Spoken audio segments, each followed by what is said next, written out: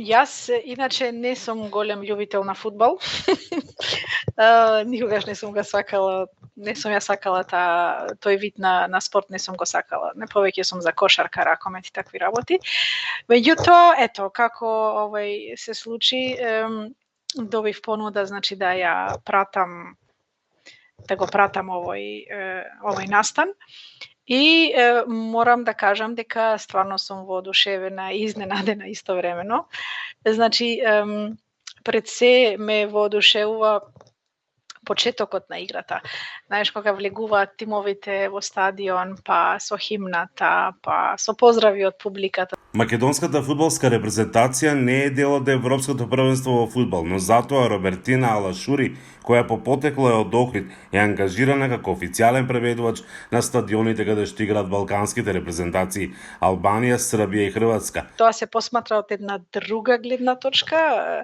Значи, ние стално сме како преведувачи од страната на VIP, значи тоа стално се и најдобрите места од каде што се има добар поглед на целата манифестација на целиот стадион.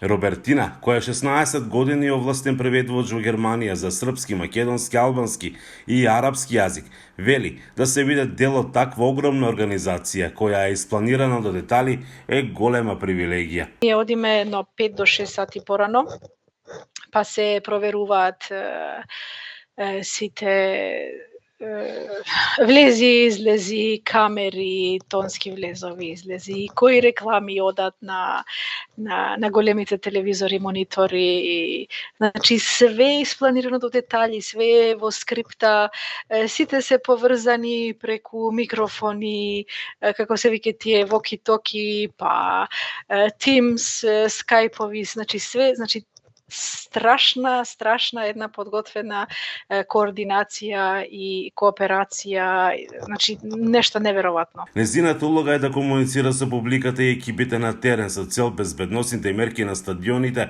да бидат на максимално највисоко ниво, со цел да не дојде до несакани инциденти. Вели дека дополнително на секој 5 до 10 луѓе има и по еден редар. Ако се случи нешто во стадионот или ако треба, например, да се обратам на публиката, каде треба да одат, на што треба да внимаваат, ако дојде до нереди или до некои немири, што ја знам. Иако има преку 50 до 60 илјади публика, значи голема маса на луѓе, тие можат во детали, значи со зумирање преку камерата секаде да видат што се случува. Значи не сме никакви расистички изјави да има или расистички плакати или било што нешто што не е прикладно, значи моментално се интервенира. Иако досега не присуствувала на вака големи надпревари и стадиони, порачува дека атмосферата која со себе ја носи фудбалската игра мора барем еднаш во животот да се доживее.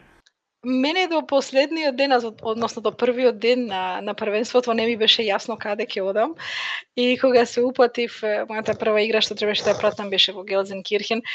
Значи 10 минути пред тоа ме фати таква една возбудна, таква една паника за што ќе ме очекува и чувството беше стварно неописливо. За Гласот на Америка, Мики Трајковски.